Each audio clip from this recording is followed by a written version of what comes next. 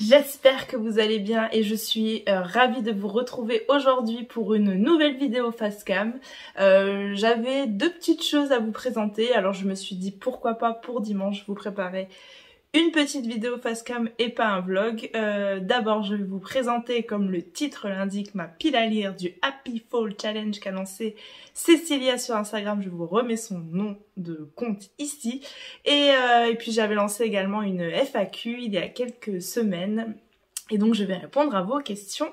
On y va, c'est parti. Je vous ai déjà présenté ma vidéo, ma pile à lire pour le Pumpkin Autumn Challenge et je vais également faire à côté de ça le challenge de Cécilia parce que le challenge de Cécilia a un côté très attrayant du fait qu'il est littéraire mais il est aussi lifestyle et elle propose tout un tas d'autres choses à faire pendant cet automne. La première catégorie de son challenge s'appelle Douceur d'automne et là il faudra lire un cozy mystery et ou se faire un tea time. Donc pour le tea time normalement ça devrait le faire et pour le cozy mystery j'ai décidé de lire une enquête des sœurs Brontë de Bella Ellis et c'est donc le tome 1 du nouveau cozy mystery qui est donc sorti chez Hauteville et ce tome là s'appelle La mariée disparue. Alors là, on va se retrouver dans le Yorkshire, je saurais jamais exactement comment il faut dire, en 1845. Et en fait, une jeune femme va disparaître du jour au lendemain, laissant derrière elle 2 enfants et une mare de sang. Et il se trouve que 3 filles de pasteurs se trouvent dans le coin et décident d'enquêter. Et il s'agit de Anne, Emily et Charlotte Brontë. La couverture, elle est canon, une fois de plus, chez Hauteville. J'ai vraiment hâte de découvrir ce nouveau cozy mystery. Pour la deuxième catégorie qui s'appelle les démons de minuit, il faudra soit faire une soirée film d'Halloween, soit lire un livre sur une période sombre. Je vais essayer une fois de plus de faire les deux. Et donc je vais regarder Hocus Pocus, que je n'ai jamais vu. Alors film d'Halloween, moi les films d'horreur c'est pas trop ma tasse de thé, mais on va dire que Hocus Pocus rentre dans les films d'Halloween. Et le livre sur la période sombre, je vais lire Les Promises de Jean-Christophe Granger, qui se passe donc pendant la Seconde Guerre mondiale. Niveau période sombre, on est pas mal. La troisième catégorie s'intitule le chaudron magique et là il faudra soit mettre de la magie dans sa déco, soit lire un livre avec une créature magique dedans. La magie dans la déco, j'ai un petit peu commencé, mais là c'est juste l'automne, je démarre tranquillement. Je vous montrerai ma décoration d'Halloween en vlog, c'est certain. Et pour le livre avec la créature magique, j'ai décidé, je le présente également dans le Pumpkin, donc je triche un petit peu, j'ai décidé de lire Wick, la véritable histoire de la sorcière de l'Ouest. Dans Le Magicien d'Oz, Dorothy triomphe de la méchante sorcière de l'Ouest. Mais nous n'avions pas cette version de l'histoire. C'est un livre justement que je vais lire en lecture commune avec Cécilia. C'est un livre qui est paru chez Brajlon, qui a été réédité, il me semble, si je dis pas de bêtises, il y a pas longtemps, et qui propose un très joli travail éditorial, une fois de plus, et la couverture que je trouve encore une fois très jolie. La catégorie d'après s'intitule Nous n'irons plus au bois et là il faut soit lire un livre qui se déroule dans une forêt, soit aller se promener en forêt. La promenade en forêt, ça va le faire. J'adore aller me promener près de chez moi. J'ai une forêt avec des arbres très particuliers. Si j'ai également l'occasion de vous montrer ça en vlog, je le ferai. Et pour le livre qui se déroule dans une forêt, alors c'est pas un roman, alors j'espère que Cécilia elle me l'acceptera, mais j'ai très envie de relire ce livre de Benjamin Lacombe que j'aime beaucoup. Et donc il s'agit de Bambi. Benjamin Lacombe, c'est mon illustrateur préféré. Je l'ai déjà dit 750 fois ici. En fait, je l'ai eu à mon anniversaire, ce livre-là, l'année dernière. Et je l'ai lu pendant que j'avais le Covid. Aussitôt, quasiment, que je l'ai eu, du coup. Enfin, je vous montre des illustrations qui sont trop belles. Et en fait, j'ai jamais chroniqué, en plus, sur mon compte Instagram. Et quel dommage, une merveille pareille de pas le chroniquer. Du coup, bah, je vais le relire et ça me permettra de vous refaire une chronique sur Instagram. Voilà, j'espère que tu acceptes ma proposition de Bambi, Cécilia. La cinquième sous-catégorie s'intitule Des bonbons ou un sort. Et là, il va falloir se faire un goûter automnal ou lire un livre gourmand. Pour le goûter automnal, une fois de plus, je vous partagerai certainement un moment avec mes enfants où on fera des crêpes ou il est fort possible que je teste quelques recettes du livre de Caro from Woodland. Voilà, mes goûters d'automne. J'ai une panoplie à faire. Et puis pour le roman gourmand, je suis actuellement en train d'écouter sur Audible La petite boulangerie du bout du monde et de temps en temps je lis quelques pages du livre et voilà, au niveau gourmandise, ça sent très bon le pain dans ce roman. La catégorie d'après s'intitule Les démons du passé et là il faudra soit faire une activité d'enfance, soit lire un livre avec une alternance passé-présent. On remercie la mouche. Et donc pour l'activité d'enfance, j'en fais tous les jours, des activités d'enfance avec mes enfants, donc pareil, ça devrait être très facile, pardon. Et pour le roman avec une alternance passé-présent, j'ai décidé de lire À la lumière de nos jours de Clarisse Sabard. Je l'ai lu, je l'ai terminé cette semaine et il est absolument fabuleux, je vous en reparle dans le prochain vlog. Voilà, j'ai très envie de tester les choux rossignols maintenant.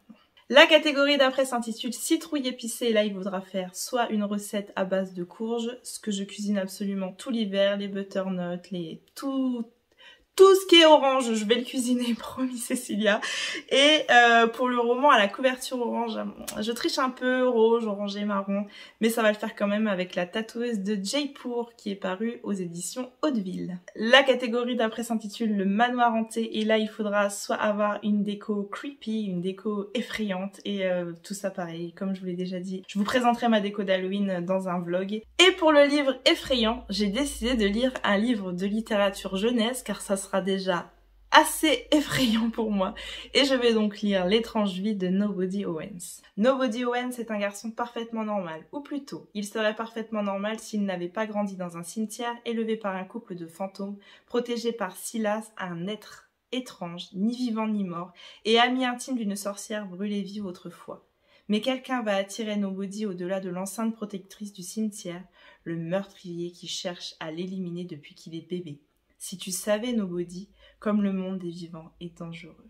Voilà, j'en ai terminé avec ma pile à lire pour le challenge de Cécilia. Je vous invite vraiment à participer à ce challenge parce que c'est vrai qu'on parle beaucoup lecture et que de temps en temps parler d'un tout petit peu autre chose sur ma chaîne Booktube ou sur mon compte Bookstagram, eh ben ça fait du bien aussi.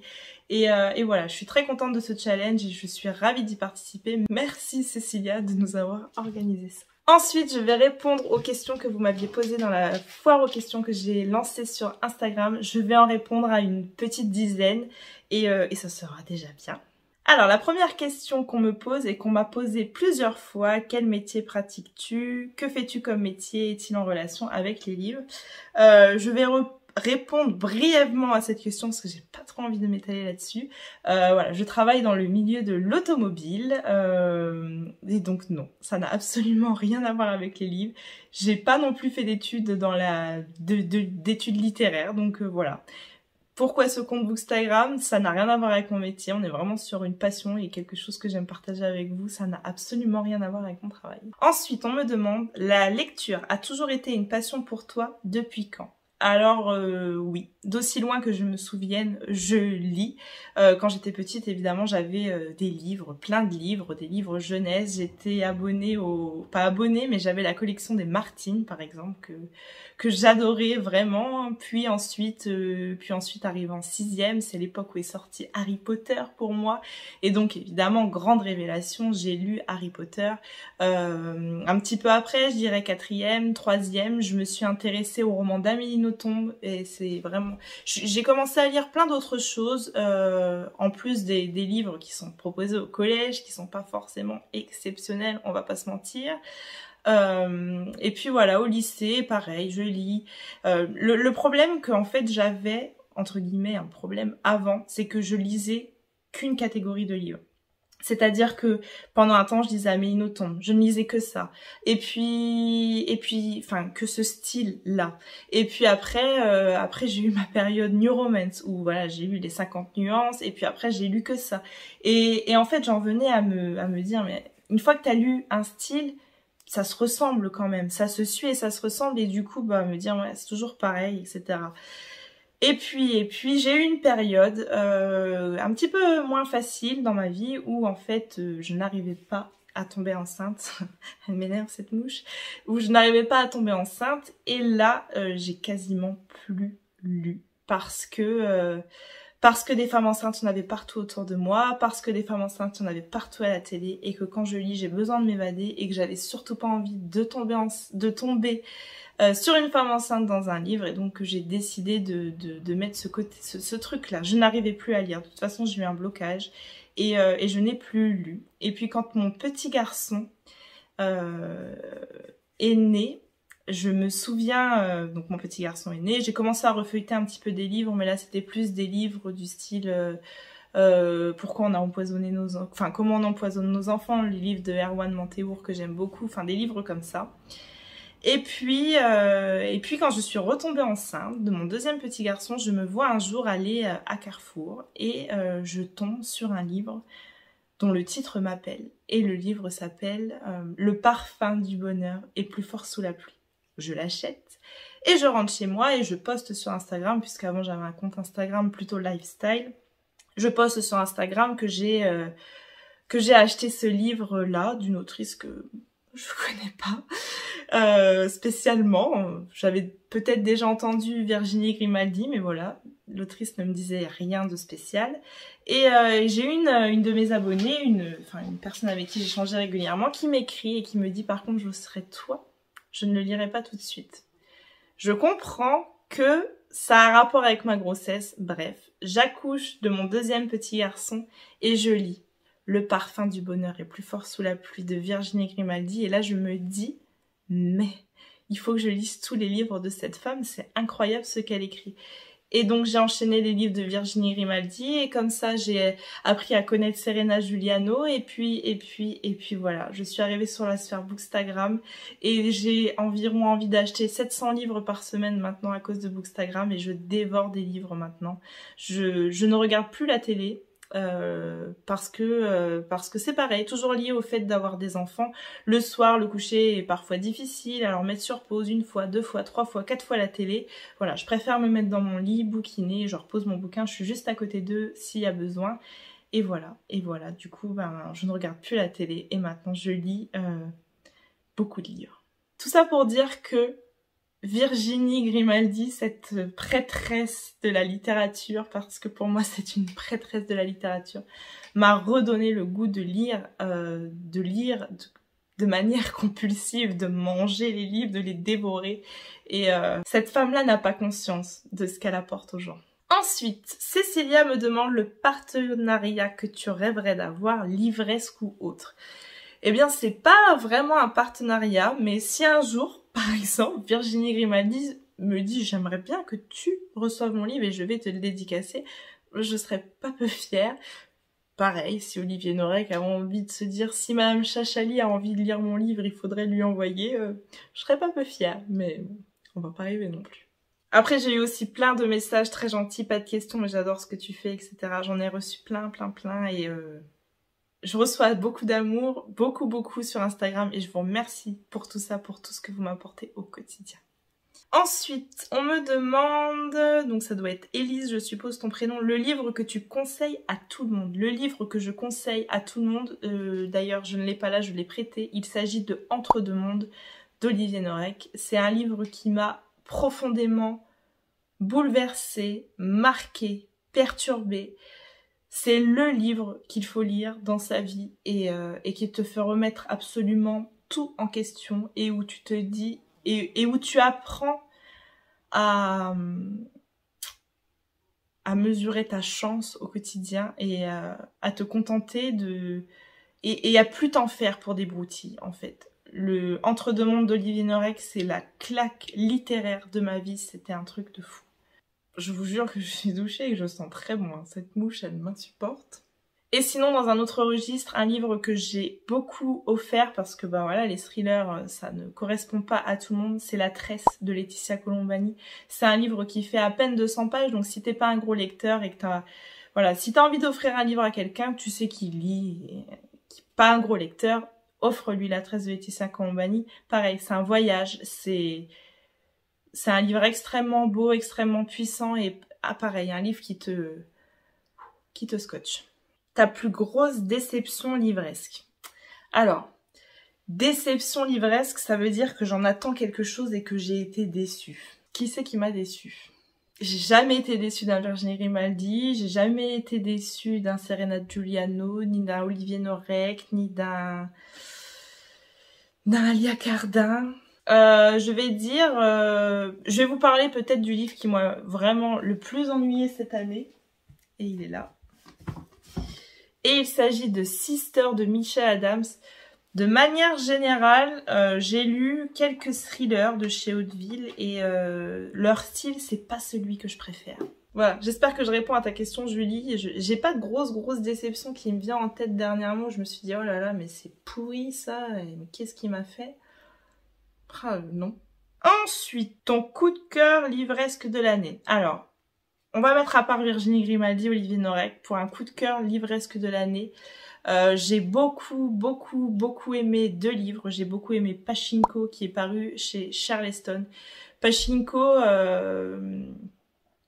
absolument, un livre absolument fantastique, pareil, je vous recommande à 100%. C'est une saga familiale qui se déroule en Corée. Oh, je dis des bêtises ou enfin bref, et qui finit au Japon. Je n'ai plus le départ. J'ai un doute sur la Corée. Je vous le remettrai ici si c'est pas ça.